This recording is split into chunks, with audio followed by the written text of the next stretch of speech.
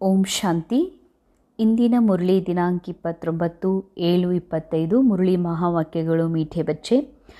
इस शरीर की वैल्यू तब है जब इसमें आत्मा प्रवेश करे, लेकिन सजावट शरीर की होती, आत्मा की नहीं.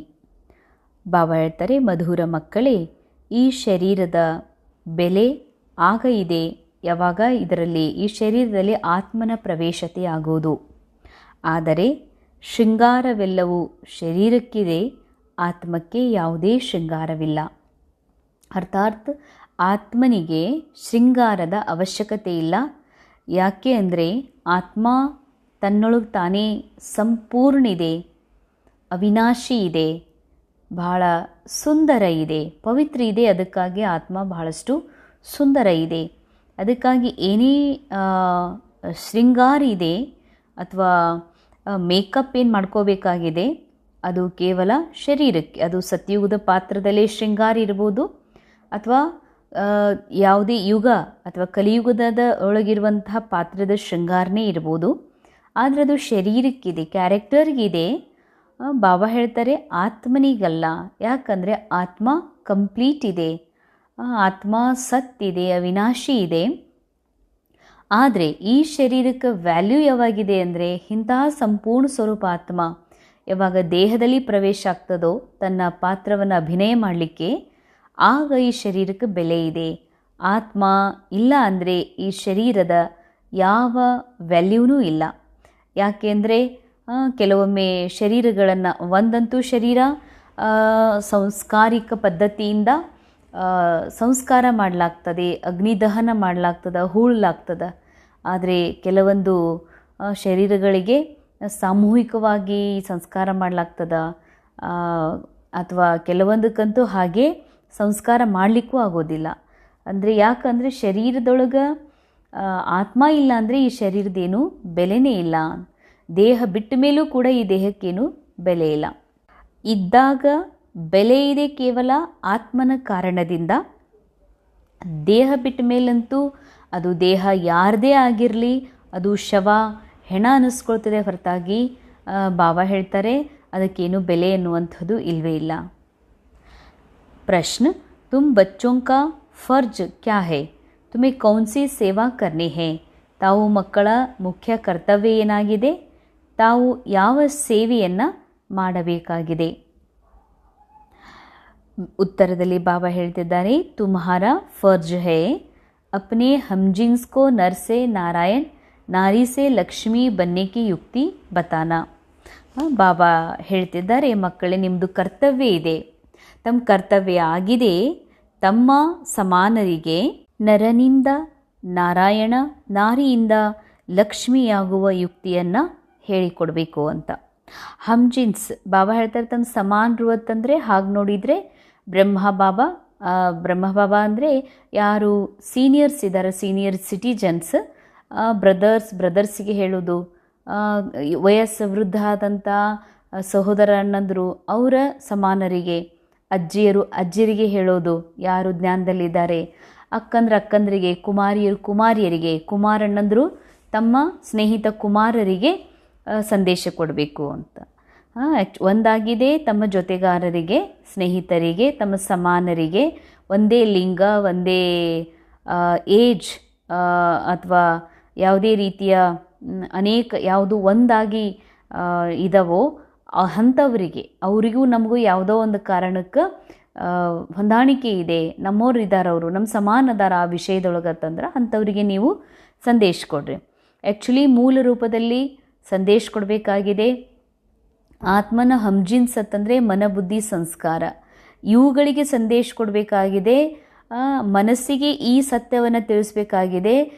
ಈ ಮನಸ್ಸು ಮನ್ಮನಾಭವಗೊಳಿಸುವ ಸಲುವಾಗಿ ನಾನು ಬಾಬನ್ ಸಂತಾನಿದ್ದೀನಿ, ಅಥವಾ ಬಾಬನ್ ಸ್ವರೂಪನೇ ನನ್ನ ಸ್ವರೂಪ ಆಗಿದೆ, ಬಾಬನ್ ಒಂದು ಅನಾದಿ ಸ್ಥಿತಿಯೇ ನನ್ನ ಅನಾದಿ ಸ್ಥಿತಿಯಾಗಿದೆ, ಅವಿನಾಶಿ ಬಾಬಾ ಅವಿನಾಶಿ, ನಾನು ಅವಿನಾಶಿ. ಈ ಸತ್ಯ ಮನಸ್ಸಿಗೆ ತಿಳಿಸಿ, ಈ ಮನಸ್ಸನ್ನು ಬಾಬನ ಜೊತೆ ಮ್ಯಾಚ್ ಮಾಡಿಸಿ ಮನ್ಮನಾಭವಗೊಳಿಸಬೇಕಾಗಿದೆ. ಒಂದಿದೆ ಸೂಕ್ಷ್ಮ ಸಂದೇಶ, ಇನ್ನೊಂದಿದೆ ಸ್ಥೂಲ ಸಂದೇಶ. ಯಾರು ಕ್ಯಾರೆಕ್ಟರ್ ಒಳಗೆ ನಮ್ಮ ಸಮಾನ ಇದ್ದಾರೋ ನಮ್ಮ ಜೊತೆಗಾರರಿದ್ದಾರೋ ಅವರೆಲ್ಲರಿಗೂ ಸಂದೇಶ ಕೊಡಬೇಕು. ಯಾವ ಸಂದೇಶವನ್ನು? ನರನಿಂದ ನಾರಾಯಣ, ನಾರಿಯಿಂದ ಲಕ್ಷ್ಮಿ ಆಗುವಂಥ. ನರನಿಂದ ನಾರಾಯಣ ಅಂದರೆ ನಾರಾಯಣ ಯಾವ್ಯಾವ ಗುಣಸಂಪನ್ನ, ಶಕ್ತಿ ಸಂಪನ್ನ, ವಿಶೇಷತಾ ಸಂಪನ್ನಿದ್ದಾರೋ ಆ ಸಂಪನ್ನತೆಯ ಸತ್ಯದ ಅನುಭವವನ್ನು ಈ ಸಂಗಮ ಯುಗದಲ್ಲಿಯೇ ನಾನು ಆತ್ಮ ಇದ್ದೀನಿ ಅನ್ನುವ ಸತ್ಯವನ್ನು ಸ್ವೀಕಾರ ಮಾಡೋದು. ಶ್ರೀ ಲಕ್ಷ್ಮಿ ಅಂದರೆ ಸಂಪೂರ್ಣತೆ, ಧನ ಸಂಪನ್ನ, ಅಖಂಡ, ಅಖೂಟ, ಭರ್ಪೂರತೆಯ ಸಂಪನ್ನತೆ ಅನುಭವ.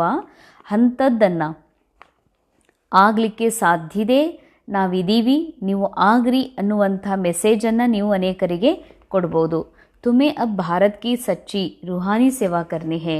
ಬಾಬಾ ಹೇಳ್ತಾರೆ ಸಂದೇಶ ಕೊಡ್ರಿ ಅಂದರೆ ಆ್ಯಕ್ಚುಲಿ ಆತ್ಮ ಏನಾಗಿದ್ದೀನಿ ಅನ್ನುವ, ಆತ್ಮ ಸಂಪೂರ್ಣ ಇದೆ ಅನ್ನುವ ಸತ್ಯದ ಸಂದೇಶವನ್ನು, ಆತ್ಮೀಯ ಸೇವೆಯನ್ನು ಮಕ್ಕಳೀಗ ಮಾಡಬೇಕಾಗಿದೆ. तुम्हें ज्ञान का तीसरा नेत्र मिला है तो तुम्हारी बुद्धि और चलन बड़ी रिफाइन चाहिए. ಬಾಬಾ ಒಂದಂತೂ ಹೇಳ್ತಾರೆ, ಆತ್ಮ ನಾರಾಯಣಿ ನಶಾ, ಶ್ರೀ ಮಹಾಲಕ್ಷ್ಮಿಯ ನಶೆಯಲ್ಲಿರಬೇಕು. ಎರಡನೇದು ಕ್ಯಾರೆಕ್ಟರ್ ಒಳಗೂ ಕೂಡ ತಮ್ಮದು ಚಲನೆ, ಚೆಹರಾ, ತಮ್ಮ ಬುದ್ಧಿ ಬಹಳ ರಿಫೈನ್ ಆಗಿರಬೇಕು ಅಂತಾರೆ ಬಾಬಾ. ಬಹಳ ಸ್ವಚ್ಛ ಇರಬೇಕು. ಯಾಕೆ ಅಂದರೆ ಬಾಬಾ ನಮಗೆ ಮೂರನೇ ದಿವ್ಯ ನೇತ್ರ ಕೊಟ್ಟಿದ್ದಾರೆ. 2 ನೇತ್ರಗಳಿಂದ ನಾವು ಇಲ್ಲಿವರೆಗೆ ಏನೆಲ್ಲ ಸ್ಥೂಲ ಜಗತ್ತಿನ ದೃಶ್ಯಗಳನ್ನು ನೋಡ್ತಾ ಬಂದಿದ್ದೀವಿ. ಯಾವುದು? ಭ್ರಮೆಯ ಲೋಕದೊಳಗೆ, ಈ ಜಗತ್ತಿನೊಳಗೆ ವೈಬ್ರೇಷನಿಂದ ಕೂಡಿದಂಥ ಶರೀರ, ವಸ್ತು, ಮನೆ, ಮೆಹಲ್ ಇದನ್ನೆಲ್ಲ ನಿಜ ಅಂತ ಫೀಲ್ ಮಾಡ್ತಾ ದುಃಖದ ಒಂದು ಮಾರ್ಗದಲ್ಲಿ ಕಾಲ ಕಳೀತಾ ಬಂದ್ವಿ. ಆದರೆ ಬಾಬಾ ಆ ಸತ್ಯ ಅಸತ್ಯವನ್ನು ಅರಿಯುವಂಥ ದಿವ್ಯ ನೇತ್ರವನ್ನು ಕೊಟ್ಟಿದ್ದಾರೆ. ಮೂರನೆಯ ಬುದ್ಧಿರೂಪಿ ನೇತ್ರವನ್ನು ಕೊಟ್ಟಿದ್ದಾರೆ. ನಾಲೇಜ್ ಅನ್ನುವ ನೇತ್ರವನ್ನು ಕೊಟ್ಟಿದ್ದಾರೆ. ಅಂದ್ರೆ ಇದನ್ನು ಯೂಸ್ ಮಾಡಿಕೊಂಡು ಬಾಬಾ ಹೇಳ್ತಾರೆ, ಸತ್ಯ ಅಸತ್ಯದಿಂದ ಪರೀಕ್ಷೆ ಮಾಡಿಕೊಂಡು ಸತ್ಯದಲ್ಲಿ ಜೀವನ ಮಾಡ್ರಿ. ಅರ್ಥಾತ್ ನಾ ಆತ್ಮ ಅನ್ನುವ ಸ್ಮೃತಿಯಲ್ಲಿರಿ. ಬಾಕಿ ಡ್ರಾಮಾ, ಆ್ಯಕ್ಟಿಂಗ್, ದೇಹ, ಶರೀರ ಸಂಬಂಧ ಇವೆಲ್ಲ ನಾಟಕದಲ್ಲಿ ಸಿಕ್ಕಿರುವಂಥ ಒಂದು ವಸ್ತುಗಳು, ಡ್ರಾಮಾದ ಕೊಡುಗೆ ಆಗಿವೆ ಅಂತ ತಿಳ್ಕೊಂಡಾಗ ಬುದ್ಧಿ ಮತ್ತು ತಮ್ಮ ಚಲನೆ ರಿಫೈನ್ ಇರ್ಲಿಕ್ಕೆ ಸಾಧ್ಯ ಇದೆ. ಕಿಸಿ ಮೇ ಮೋಹ ಜರಾವಿ ನ ಹೋ, ಯಾರೊಳಗೂ ಎಂದಿಗೂ ಕೂಡ ಮೋಹವಿರಬಾರ್ದು ಅಂತ ಹೇಳ್ತಾರೆ ಬಾಬಾ. ಯಾಕಂದರೆ ಮೋಹ ಇದೆ ಅಂತಂದ್ರೆ ಎಂದಿಗೂ ನಾವು ನಮ್ಮ ಸಂಪೂರ್ಣತೆಯ ಸತ್ಯ ಸ್ವರೂಪದಲ್ಲಿ ಸ್ಥಿತ ಆಗಲಿಕ್ಕೆ ಸಾಧ್ಯ ಇಲ್ಲ. ಎಲ್ಲಿ ಮೋಹ ಇದೆ ಅಲ್ಲಿ ದುಃಖ ಇರಲೇಬೇಕು, ಚಿಂತೆ ಇರಲೇಬೇಕು. ದುಃಖ ಚಿಂತೆ ಇರುವಲ್ಲಿ ಸಂಪೂರ್ಣತೆ ಅನುಭವ ಆಗುವುದಿಲ್ಲ. ಸಂಪೂರ್ಣತೆಯ ಅನುಭವವಾಗುವಂಥವರಿಗೆ ಮೋಹದ ಯಾವುದೇ ಅಂಶಗಳಿರಲಿಕ್ಕೆ ಸಾಧ್ಯ ಇಲ್ಲ. ಮೋಹ ಇದೆ, ಇಚ್ಛಾ ಇದೆ ಅಂತಂದರೆ ಅಲ್ಲಿ ಎಂದಿಗೂ ಕೂಡ ಆತ್ಮನ ಸಂಪೂರ್ಣತೆಯ ಸತ್ಯತೆಯ ಅನುಭವ ಮಾಡಲಿಕ್ಕೆ ಸಾಧ್ಯ ಇಲ್ಲ. ನಾನು ಯಾರಿದ್ದೀನಿ ಅನ್ನುವಂಥ ಸ್ಮೃತಿಯಲ್ಲಿ ಇರಲಿಕ್ಕಾಗೋದಿಲ್ಲ. ಹೀಗಾಗಿ ಎಲ್ಲಿ ಮೋಹ ಇದೆ ಅಲ್ಲಿ ಆ ಮನಸ್ಸು ಬಾಬನ ಜೊತೆಗೆ ಮನ್ಮನಾಭವಗೊಳ್ಳಲಿಕ್ಕೆ ಸಾಧ್ಯನೇ ಇಲ್ಲ. ಅದಕ್ಕೆ ಬಾಬಾ ಹೇಳ್ತಾರೆ, ಮೋಹ ಸ್ವಲ್ಪವೂ ಇರಬಾರ್ದು ಮಕ್ಕಳೇ.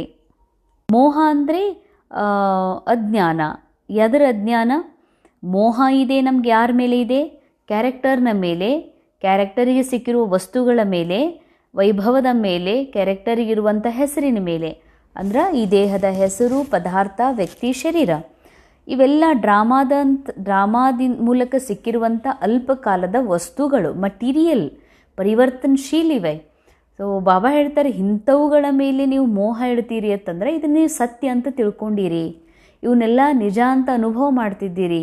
ಇವುಗಳಿಂದ ನನಗೆ ಸುಖ ಸಿಗ್ಬೋದು, ನಾನು ಸುಖಿ ಆಗ್ಬೋದು, ಖುಷಿ ಸಿಗ್ಬೋದು ಅಂತ ನೀವು ತಿಳ್ಕೊಂಡಿರಿ. ಆದರೆ ಅದು ಏನೂ ಸಿಗ್ಲಿಕ್ಕೆ ಸಾಧ್ಯ ಇಲ್ಲ. ಅದಕ್ಕೆ ಬಾಬಾ ಹೇಳ್ತಾರೆ, ಇದು ಮೋಹ ಆಗಿದೆ. ಈ ಮೋಹವನ್ನು ತೆಗೆದು ಹಾಕ್ರಿ. ಸ್ವಲ್ಪವೂ ಮೋಹ ಇರಬಾರ್ದು. ಎದಕ್ಕಾಗಿ? ನರನಿಂದ ನಾರಾಯಣ, ನಾರಿಯಿಂದ ಶ್ರೀಲಕ್ಷ್ಮಿ ಆಗಬೇಕು ಅಂದರೆ. ಗೀತ್ ನಯನಹೀನಕೋ ರಾಹ ದಿಖಾವೋ ಓ ಪ್ರಭು, ಕುರುಡರಿಗೆ ದಾರಿ ತೋರಿಸು ಹೇ ಪ್ರಭುವೇ ಅಂತ. ಜ್ಞಾನದ ನೇತ್ರ ಇಲ್ಲದಂತಹ ಬುದ್ಧಿಯೂ ಈ ಗೀತೆಯನ್ನು ಹಾಡಿತು. ಹೇ ಭಗವಂತ, ನನಗೆ 2 ಕಣ್ಣುಗಳಿದ್ದು ಕೂಡ ದಿವ್ಯ ನೇತ್ರ ನಾನು ಪಡೆದಿಲ್ಲ, ನಿಮ್ಮಿಂದ ಸಿಗಲಿ ಅಂತ ಕೇಳ್ಕೊಂಡಿರುವಂತಹ ಭಕ್ತಿಯ ಗೀತೆಯಾಗಿದೆ. ಓಂ ಶಾಂತಿ. ಡಬಲ್ ಶಾಂತಿ. ತುಮ್ ಬಚ್ಚೋಂ ಕೋ ರೆಸ್ಪಾಂಡ್ ಕರ್ನಾ ಚಾಹಿಯೆ. ಓಂ ಶಾಂತಿ. ಯಾವಾಗೇ ಮುರಳಿಯ ಆರಂಭದಲ್ಲಿ ಬಾಬಾ ಯಾವಾಗ ಓಂ ಶಾಂತಿ ಹೇಳ್ತಾರೋ ಮಕ್ಕಳಿಗೂ ಕೂಡ ಬಾಬನ ಜೊತೆಯಲ್ಲಿ ಬಾಬಾರವರಿಗೆ ರಿಟರ್ನ್ ಆಗಿ ರೆಸ್ಪಾಂಡ್ ಮಾಡಬೇಕು. ಓಂ ಶಾಂತಿ. ಓಂ ಶಾಂತಿ ಅಂದ್ರೆ ಬರೀ ಶಬ್ದದಿಂದ ಹೇಳುವಂಥ ಮಾತಲ್ಲ. ಆತ್ಮ ನನ್ನ ಡ್ರಾಮಾದ ಸಿಕ್ಕಿರುವ ಪಾತ್ರ ಎಲ್ಲ ಮಾತುಗಳಿಂದ ಪರೆಯಾಗಿರುವಂಥ ಆತ್ಮನ ಒಂದು ಮೂಲ ಹೈಯೆಸ್ಟ್ ಸ್ಥಿತಿಯಲ್ಲಿ ಅಥವಾ ಶಾಂತ ಚಿತ್ತ ಸ್ಥಿತಿಯಲ್ಲಿ ಸ್ಥಿತ ಆಗಿರುವಂತಹ ಒಂದು ಅವಸ್ಥೆ ಏನಿದೆ, ಆ ಅವಸ್ಥೆಯೊಳಗೆ ಬಾಬನ್ ನೆನಪು ಮಾಡೋದು, ಬಾಬನ್ ದಿವ್ಯ ಸ್ವರೂಪವನ್ನು ಮತ್ತೆ ಸ್ಮರಣೆ ಮಾಡೋದು ಮತ್ತು ನನ್ನ ಆತ್ಮನ ದಿವ್ಯ ಸ್ವರೂಪದ ಸ್ಮರಣೆ ಮಾಡೋದು, ಆ ಶಾಂತ ಸ್ವರೂಪವನ್ನು ಸ್ಮರಣೆ ಮಾಡೋದೇ ಓಂ ಶಾಂತಿಯಾಗಿದೆ. ಹಮಾರ ಸ್ವಧರ್ಮ ಹೇ ಶಾಂತಿ. ಆತ್ಮನ ಸ್ವಧರ್ಮವೇ ಶಾಂತಿಯಾಗಿದೆ. ತುಮ್ ಅಭಿ ಶಾಂತಿ ಕೆಲಿಯೇ ತೋಡಿ ಕಹಾ ಜಾಯಂಗೆ. ಶಾಂತಿಗಾಗಿ ನೀವೆಲ್ಲಾದರೂ ಹೋಗ್ತಿರೇನು? ಇಲ್ಲ. ಶಾಂತಿಯೇ ತಾವಾಗಿದ್ದೀರಿ ಅನ್ನೋದು ಈಗ ಸತ್ಯವು ತಾವು ತಿಳ್ಕೊಂಡಿದ್ದೀರಿ. ಮನುಷ್ಯ ಮನ್ ಕಿ ಶಾಂತಿ ಕೆ ಲಿಯೇ ಸಾಧು ಸಂತೋಂ ಕೆ ಪಾಸ್ ಭಿ ಜಾತೆ ಹೇ ನಾ. ಅಬ್ ಮನ್ ಬುದ್ಧಿ ತೋ ಹೇ ಆತ್ಮ ಕೆ ಆರ್ಗನ್ಸ್. ಮನುಷ್ಯರು ಮನಃಶಾಂತಿಗಾಗಿ ಸಾಧು ಸಂತರ ಹತ್ತಿರ ಹೋಗ್ತಾರೆ. ಆದರೆ ಮನಬುದ್ಧಿ ತೋ ಹೇ ಆತ್ಮಕ್ಕೆ ಆರ್ಗನ್ಸ್. ಮನಸ್ಸು, ಬುದ್ಧಿ, ಮನಸ್ಸಿಗೆ ಶಾಂತಿ ಬೇಕು, ಬುದ್ಧಿಗೆ ಸ್ಥಿರತೆ ಬೇಕು, ಏಕಾಗ್ರತೆ ಬೇಕು ಅಂತ ತಿಳ್ಕೊಂಡಿದ್ದಾರಲ್ಲ ಜಗತ್ತಿನವರು. ಇವೇನಿವು ಆತ್ಮನ ಒಂದು ಅಂಗಗಳಾಗಿವೆ, ಆರ್ಗನ್ಸ್ ಅಂತಾರೆ ಬಾಬಾ. जैसे ये शरीर के ऑर्गन्स है ना, वैसे मन, बुद्धि और चक्षु. अब चक्षु जैसे ये है नयन, वैसे वह वो नहीं है. कहते हैं प्रभु नयनहीन को राह बताओ. ಕಣ್ಣುಗಳನ್ನು ಕೊಡುವಂತ ಯಾಕೆ ಕೇಳಿದ್ರು ಅಂತಂದರೆ, ಸೂಕ್ಷ್ಮವಾದ ಯಾವುದು ಬುದ್ಧಿಯ ನೇತ್ರ, ಯಾವುದು ಜ್ಞಾನದ ನೇತ್ರ ಇದೆ, ಅದರಿಂದ ಯಾವ ಸತ್ಯ ಅಸತ್ಯವನ್ನು ಅರಿತು ದುಃಖದಿಂದ ಮುಕ್ತರಾಗಬೇಕಾಗಿದೆ. ಅಂತಹ ನೇತ್ರವನ್ನು ದಯಪಾಲಿಸು ಭಗವಂತನೇ, ಈಶ್ವರನೇ ಅಂತ ಕೇಳಿದರು ಭಕ್ತರು. ಧಾರಣೆಗಾಗಿ ಮುಖ್ಯ ಸಾರ್. ಪೆಹ್ಲಾ, ಮೊದಲನೇ ಪಾಯಿಂಟ್, अभी हम बाबा द्वारा वर्थ पाउंड बने हैं. हम सो देवता बनने वाले इसी नारायणी नशे में रहना है. बंधन मुक्त बन सेवा करनी है. ಬಂಧನೋ ಮೇ ಫಸ್ನಾ ನಹಿ ಹೇ. ಈಗ ತಾವು ತಂದೆಯ ಮೂಲಕ ವರ್ತ್ ಪೌಂಡ್ ಆಗ್ತಾ ಇದ್ದೀರಿ, ಬಹಳ ಅಮೂಲ್ಯವಾನರಾಗ್ತಾ ಇದ್ದೀರಿ. ಬಾಬಾರ ಮೂಲಕ ಅಂದರೆ ಬಾಬಾ ಕೊಟ್ಟಿರುವ ನಾಲೆಜ್ನ ಮೂಲಕ. ನಾವು ಇಲ್ಲಿವರೆಗೆ ತಿಳ್ಕೊಂಡಿದ್ವಿ ದೇಹದ ಒಂದು ರಚನೆ. ಆದರೆ ಬಾಬಾ ನಮಗೆ ಇದು ದೇಹ ಕೇವಲ ಕ್ಯಾರೆಕ್ಟರ್, ಒಂದು ರೋಲ್ ಇದೆ, ಇದು ಒಂದು ವಸ್ತು ಇದೆ, ಇದು ನಿಮಗೆ ಡ್ರಾಮಾದ ಮೂಲಕ ಸಿಕ್ಕಿರುವಂಥದ್ದು. ಆದರೆ ಈ ಶರೀರದಿಂದ ಪರೆಯಾಗಿರುವಂತಹ ಅವಿನಾಶಿ ಸತ್ಯ ಸ್ವರೂಪ ಆಗಿದ್ದೀರಿ, ಸಂಪೂರ್ಣ ಇದ್ದೀರಿ, ನೀವು ಬಾಬನ ಸಂತಾನಿದ್ದೀರಿ ಅನ್ನುವ ಸತ್ಯ ಯಾವಾಗ ತಿಳಿತೋ ಆಗ ನಾವು ಬಹಳ ಬೆಲೆ ಉಳ್ಳವರು, ಅಮೂಲ್ಯರು ಎನ್ನುವ ಸತ್ಯದಲ್ಲಿ ಇದ್ದೀವಿ. सो देवता बनने वाले है, इसी ನಾರಾಯಣಿ ನಶೆ ಮೇ रहना है. ನಾವು ದೇವತೆಗಳಾಗುತ್ತಿದ್ದೇವೆ ಎನ್ನುವ ಈ ನಾರಾಯಣಿ ನಶೆಯಲ್ಲಿರಬೇಕಾಗಿದೆ. ದೇವತಾ ಅಂದರೆ ಸಂಪೂರ್ಣ ದೇವತಾ ಅಂದರೆ ಕೊಡುವಂಥವ್ರು. ಈ ಸಂಗಮ ಯುಗದಲ್ಲಿ ಆತ್ಮನಿಗೆ ಸದಾನೂ ಅವಶ್ಯಕತೆ ಇಲ್ಲ. ಈ ಸತ್ಯ ನಮಗೆ ಸಂಗಮ ಯುಗದಲ್ಲಿ ತಿಳಿದಿದೆ. ಆತ್ಮಕ್ಕೆ ಯಾವುದ್ರದ್ದು ಅವಶ್ಯಕತೆ ಇಲ್ಲ ಅಂತ. ಈ ಕ್ಯಾರೆಕ್ಟರ, ಯಾವುದೇ ಇಚ್ಛಾ, ಯಾವುದೇ ವ್ಯಕ್ತಿ, ವಸ್ತು, ಅಂತಹ ಆತ್ಮ ನಾನಿದ್ದೀನಿ, ದೇನೇವಲ್ಲ ಆತ್ಮ, ವೈಬ್ರೇಷನ್ ಕೊಡುವಂತಹ ಆತ್ಮ ನಾನಿದ್ದೀನಿ ಅನ್ನುವಂತಹ ನಾರಾಯಣಿ ನಶ. ನನಗೆ ನೆಕ್ಸ್ಟ್ ಚಕ್ರದ ಅನುಸಾರ, ಕಾಲಚಕ್ರದ ಅನುಸಾರ ಸತ್ಯುಗದಲ್ಲಿ ಜನ್ಮವನ್ನು ತಗೊಂಡ್ರೂ, ರೋಲ್ ಪ್ಲೇ ಮಾಡಿದರೂ ಕೂಡ ನಾರಾಯಣನ ಸ್ವರೂಪದಲ್ಲಿ ಪಾತ್ರವನ್ನು ಅಭಿನಯ ಮಾಡುವಂತಹ ಒಂದು ಚಾನ್ಸ್, ಡ್ರಾಮಾದ ಚಾನ್ಸ್ ಸಿಗ್ತದೆ ಎನ್ನುವಂತಹ ನಾರಾಯಣಿ ನಶೆಯಲ್ಲಿ ಸದಾ ಇರಬೇಕಿದೆ. ಬಂಧನ್ ಮುಕ್ತ ಬನ್ ಸೇವಾ ಕರ್ನಿ ಹೇ. ಬಂಧನ ಮುಕ್ತರಾಗಿ ಸೇವೆಯನ್ನು ಮಾಡಬೇಕಾಗಿದೆ. ಬಂಧನೋ ಮೇ ಫಸ್ನಾ ನಹಿ ಹೇ. ಬಂಧನ ಮುಕ್ತರಾಗಿ ಸೇವೆ ಮಾಡಬೇಕು. ಬಂಧನಗಳಲ್ಲೆಂದಿಗೂ ಸಿಲುಕಬೇಡ್ರಿ. ಬಂಧನ ಮುಕ್ತರಾಗೋದು ಅಂತಂದರೆ ಅನೇಕರಿಗೆ ಈ ರೀತಿ ಇರ್ತದೆ, ನನ್ನ ಶರೀರ ತೊಂದರೆ ಇದೆ, ಸಂಬಂಧಗಳ ತೊಂದರೆ, ನಮ್ಮ ಮನೆಯಲ್ಲಿ ಹೀಗಂತಿದ್ದಾರೆ, ದೂರ ಇದೆ, ಸಮೀಪ ಇದೆ, ಶಾರೀರಿಕ ಒಂದು ವೇದನಾ ಇದೆ, ಅಥವಾ ಈ ಥರ ಜಾಬ್ ಇದೆ, ಮಕ್ಕಳದಾರ, ಇವಕ್ಕೆ ಬಂಧನ ಅಂತ ತಿಳ್ಕೊಂಡಿದ್ದಾರೆ. ಇದು ಡ್ರಾಮಾ, ಕ್ಯಾರೆಕ್ಟರ್, ಪಾರ್ಟ್ ಏನು ಕೊಟ್ಟಿದೆ ಅದನ್ನು ಬಹಳ ಪ್ರೇಮದಿಂದ ಸ್ವೀಕಾರ ಮಾಡಿ ಪಾತ್ರವನ್ನು ಅಭಿನಯ ಮಾಡಲೇಬೇಕಾಗ್ತದ. ಬಾಬಾ ಹೇಳುವಂತಹ ಬಂಧನ ಯಾವುದು ಅಂತಂದರೆ, ಮನಸ್ಸಿನ ಇಚ್ಛಾ, ಮೋಹ, ಅನೇಕ ಆಶೆಗಳು, ಆಕಾಂಕ್ಷೆಗಳೇನಿದಾವ ಇದು ಬಹಳ ದೊಡ್ಡ ಬಂಧನ ಆಗಿದೆ.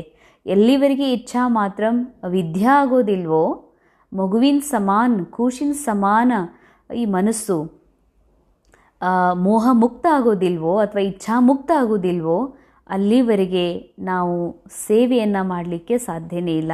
ಅದಕ್ಕಾಗಿ ಬಾಬಾ ಹೇಳ್ತಾರೆ, ಬಂಧನ ಮುಕ್ತ ಆಗಿ ಸೇವಾ ಮಾಡಿರಿ, ಇನ್ನೊಂದಿಷ್ಟು ಬಂಧನದಲ್ಲಿ ಸಿಲುಕಿಕೊಳ್ಬೇಡ್ರಿ, ಇನ್ನೊಂದಿಷ್ಟು ನಾನು, ನನ್ನದು, ನನ್ನವರು ಅನ್ನುವಂತಹ ಬಂಧನದೊಳಗೆ ಸಿಲುಕಿ ಹಾಕ್ಕೋಬೇಡ್ರಿ ಅಂತಾರೆ ಬಾಬಾ. ಸೆಕೆಂಡ್ ಪಾಯಿಂಟ್, ಜ್ಞಾನ್ ಯೋಗ್ ಮೇ ತೀಕೆ ಬನ್, ಮಾತ್ ಪಿತಾ ಸಮಾನ್ ಕಿಂಗ್ ಆಫ್ ಫ್ಲವರ್ ಬನ್ನ ಹೇ. ಜ್ಞಾನ ಯೋಗದಲ್ಲಿ ತೀಕ್ಷ್ಣರಾಗಿ ಮಾತಾಪಿತಾ ಬ್ರಹ್ಮ ಬಾಬಾ ಮಮ್ಮಾರ ಸಮಾನ ರಾಜ ಹೂಗಳಾಗಬೇಕು.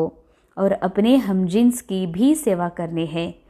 ತಮ್ಮ ಸಮಾನರಿಗೂ ಕೂಡ ಸೇವೆಯನ್ನು ಮಾಡಬೇಕಾಗಿದೆ. ಜ್ಞಾನಯೋಗದಲ್ಲಿ ತೀಕ್ಷ್ಣ ಯಾಕಾಗಬೇಕು ಅಂದರೆ, ಜ್ಞಾನದಿಂದಲೇ ಸತ್ಯತೆಯನ್ನು ಅರ್ಥ ಮಾಡ್ಕೊಳ್ತೀವಿ. ಅರ್ಥಾತ್ ಅವಿನಾಶಿ ಆತ್ಮನ ಸ್ಥಿತಿಯನ್ನು ತಲುಪಲಿಕ್ಕೆ ಸಾಧ್ಯ ಇದೆ. ಆ ಸ್ಥಿತಿಯನ್ನು ತಲುಪಿದಾಗ ಆಗ ನಾವು ನಿಜವಾದ ಯೋಗಿಯಾಗಿ ಹಳೆಯ ಎಲ್ಲ ಸ್ಮೃತಿಗಳಿಂದ ಮುಕ್ತಾಗಲಿಕ್ಕೆ ಸಾಧ್ಯ. ಅದಕ್ಕಾಗಿ ಬಾಬನ್ ಸಮಾನ ಆಗಲಿಕ್ಕೆ, ಶ್ರೇಷ್ಠ ಸ್ಥಿತಿ ಪ್ರಾಪ್ತ ಮಾಡ್ಕೊಳ್ಳಿಕ್ಕೆ ಮೊದಲು ಜ್ಞಾನ ಯೋಗ ಬೇಕು. ಅದರಲ್ಲಿ ತೀಕ್ಷ್ಣರಾದಾಗ ನೀವು ಮಮ್ಮ ಬಾಬರ ಸಮಾನ ರಾಜಾರಾಣಿ ಹೂಗಳನ್ನು ಆಗಲಿಕ್ಕೆ ಸಾಧ್ಯ ಇದೆ. ಮತ್ತು ತಮ್ಮೆಲ್ಲ ಸಮಾನರಿಗೆ ಮನಬುದ್ಧಿ ಸಂಸ್ಕಾರಕ್ಕೂ ಹಾಗೂ ಕ್ಯಾರೆಕ್ಟರ್ ಒಳಗೆ ತಮ್ಮ ಸಮಾನರಾಗಿರುವಂಥವರಿಗೂ ಈಶ್ವರಿ ಸಂದೇಶವನ್ನು ಕೊಡಬೇಕಾಗಿದೆ. ವರದಾನ್, अपने सर्व खजानों को अन्य आत्माओं की सेवा में लगाकर सहज योगी बनने वाले सहज ಯೋಗಿ ಭವ.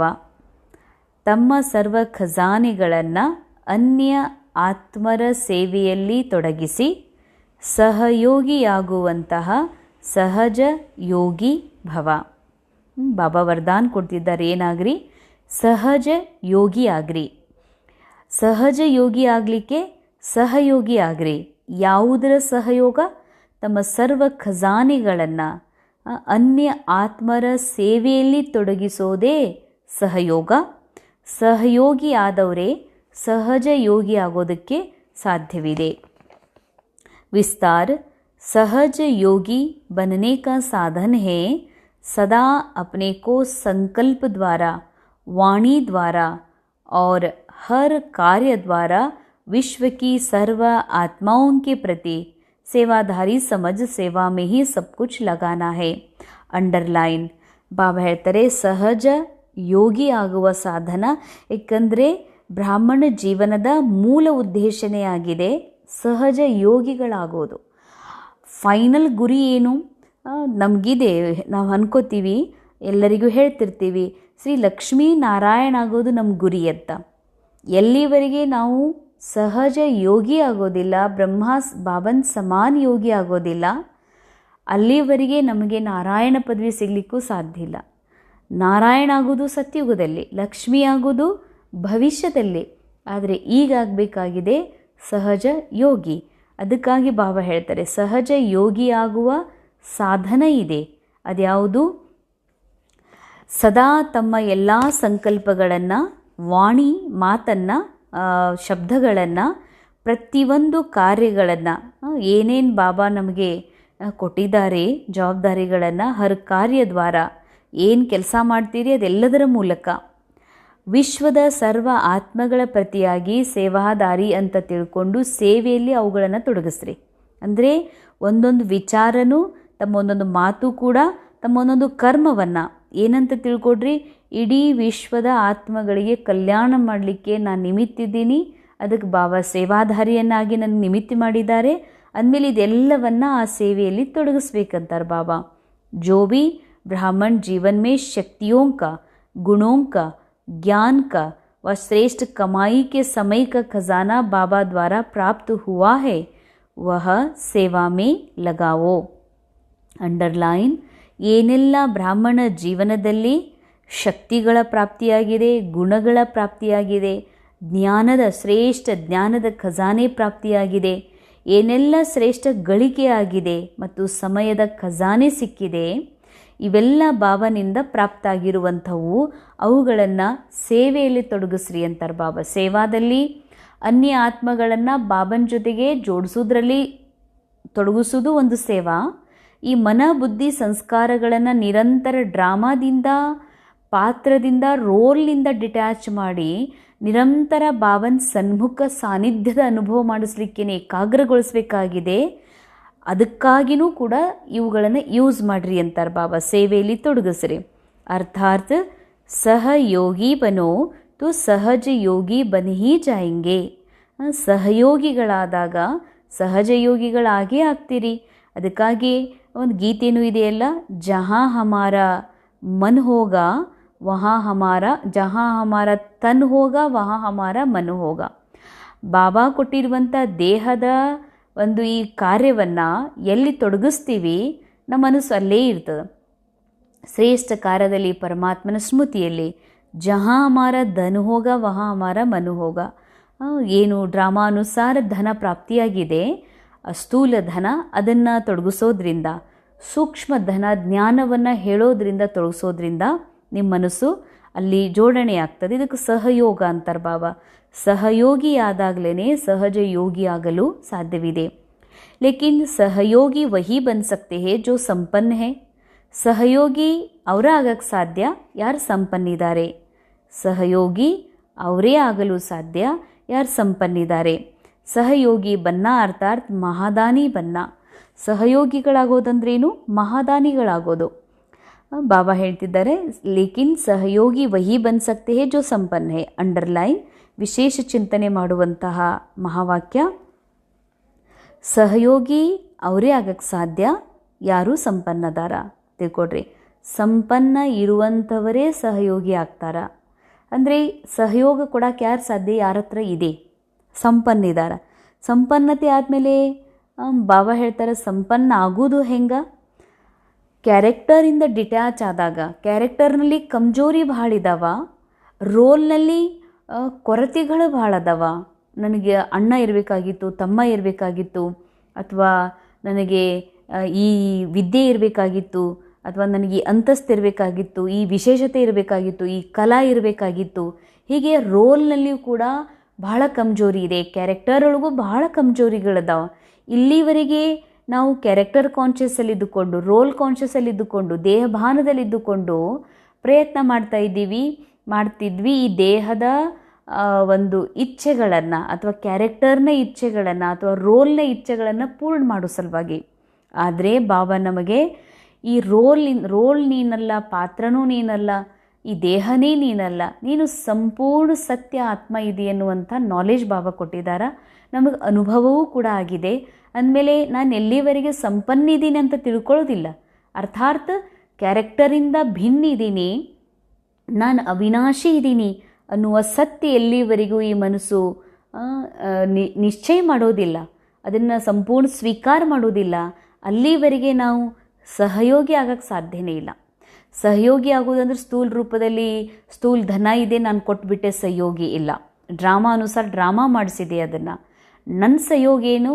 ನನಗೆ ಸಿಕ್ಕಿರುವ ಸಮಯ, ಸಂಕಲ್ಪ, ಶಕ್ತಿ, ಗುಣ, ಜ್ಞಾನ, ಇದು ಪರಮಾತ್ಮ ತಂದೆಯಿಂದ ಆತ್ಮನಿಗೆ, ಮನಸ್ಸಿಗೆ ಸಿಕ್ಕಿರುವಂಥ ಖಜಾನೆಗಳು. ಇವುಗಳನ್ನು ಯಾವಾಗ ವಿಶ್ವದ ಕಾರ್ಯದಲ್ಲಿ ನಾನು ತೊಡಗಿಸ್ತೇನೆ, ಬಾಬಾ ಹೇಳ್ತಾರೆ, ಆವಾಗ ನೀವು ನಿಜವಾದ ಸಹಯೋಗಿ ಆಗ್ತೀರಿ. ಸಹಯೋಗಿ ಆಗಲಿಕ್ಕೆ ಏನು ಬೇಕು? ಸಂಪನ್ನತೆ ಬೇಕು. ಅರ್ಥಾತ್ ಸಂಪನ್ನ ಸ್ಥಿತಿಯ ಸ್ಮೃತಿ ಬೇಕು. ಅಂದಾಗ ಬಾಬಾ ಹೇಳ್ತಾರೆ ನೀವು ಸಹಯೋಗಿ ಆಗ್ತೀರಿ. ಸಹಯೋಗಿ ಆದಾಗಲೇ ನೀವು ಮಹಾದಾನಿ ಆಗಲಿಕ್ಕೆ ಸಾಧ್ಯ ಇದೆ.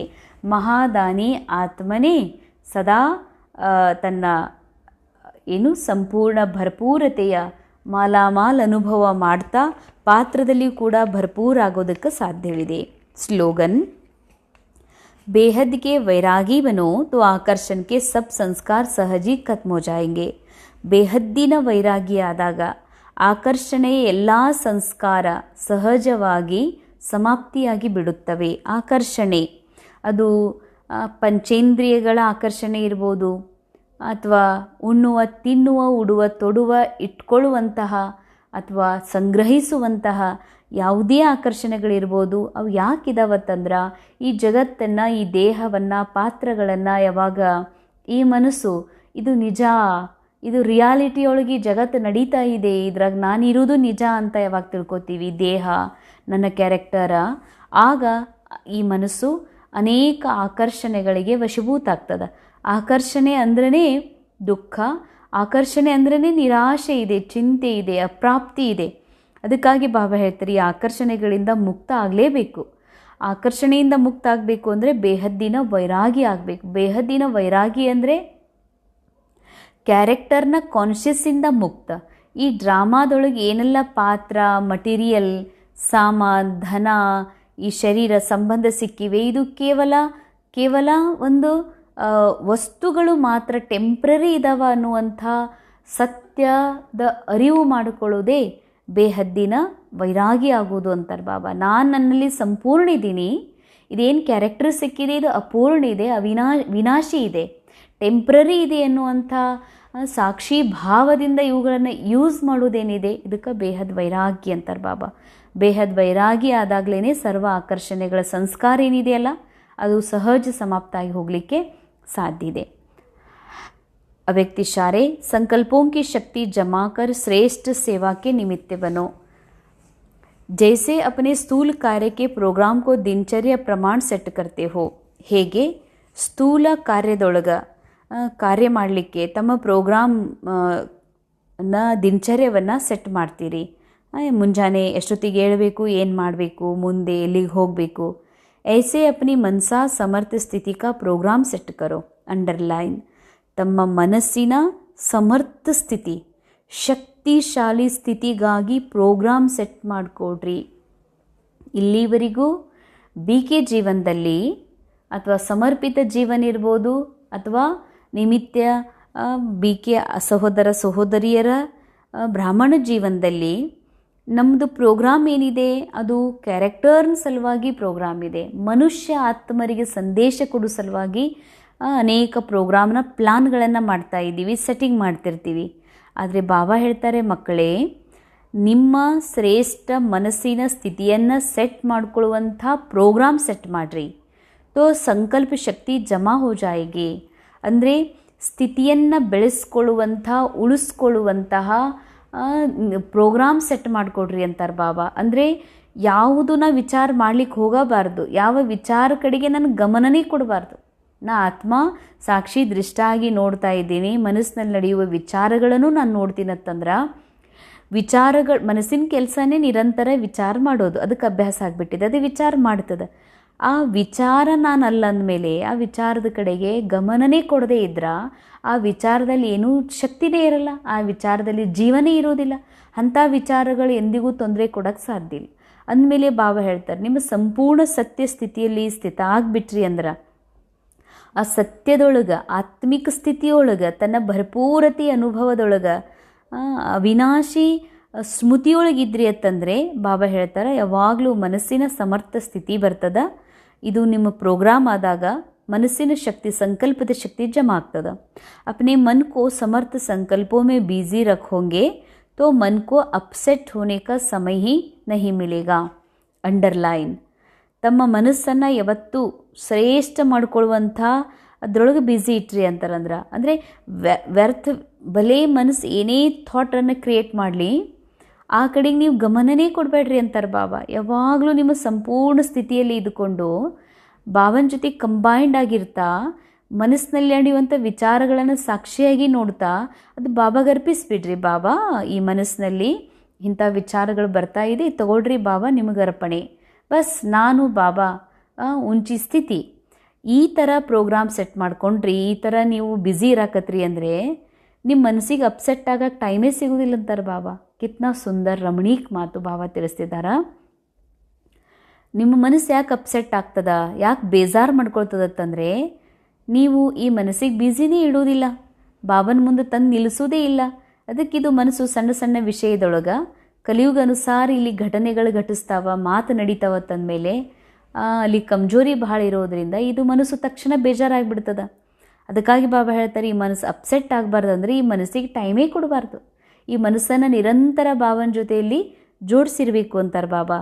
मन सदा सेट अर्थात एकाग्र है, तो स्वतः अच्छे वाइब्रेशन फैलते हैं, सेवा होती है. ವಿಶೇಷ ಅಂಡರ್ಲೈನ್. ಇದು ಬಹಳ ಸೂಕ್ಷ್ಮ ಪುರುಷಾರ್ಥದ ಮಾತಾಗಿದೆ. ಮನಸ್ಸು ಸದಾ ಸೆಟ್ ಇತ್ತು ಅಂದರೆ, ಈ ಮನಸ್ಸು ಸದಾ ಸೆಟ್ ಅಂದರೆ ಈ ಮನಸ್ಸಿಗೆ ಎಲ್ಲಾದರೂ ಒಂದು ಕಡೆ ನಿಲ್ಲಿಸಬೇಕಾಗಿದೆ. ಎಲ್ಲಿ ಶ್ರೇಷ್ಠ ಸೆಟ್ಟಿಂಗ್ ಯಾವುದು ಅಂತಂದರೆ ಪರಮಾತ್ಮನ ಮಡಿಲು, ಭಗವಂತನ ಸಾನ್ನಿಧ್ಯ. ಪರಮಾತ್ಮ ಬಾಬಾರವರ ಮಡಿಲೊಳಗೆ ಇದನ್ನು ಸೆಟ್ ಮಾಡಿಬಿಟ್ವಿ ಅಂದರೆ, ಅರ್ಥಾತ್ ಏಕಾಗ್ರ ಮಾಡಿಬಿಟ್ವಿ ಅಂತಂದರೆ ಸ್ವತಃ ಒಳ್ಳೆಯ ವೈಬ್ರೇಷನ್ ಹರಡ್ತವ. ಇದು ಕೂಡ ಸೇವಾನೇ. ಒಳ್ಳೆಯ ಶ್ರೇಷ್ಠ ಶುದ್ಧ ಪ್ಯೂರ್ ವೈಬ್ರೇಷನ್ ಹರಡಿಸುವುದೇ ಶ್ರೇಷ್ಠ ಸೇವಾ ಆಗಿದೆ ಅಂತಾರೆ ಬಾಬಾ. ಓಂ ಶಾಂತಿ.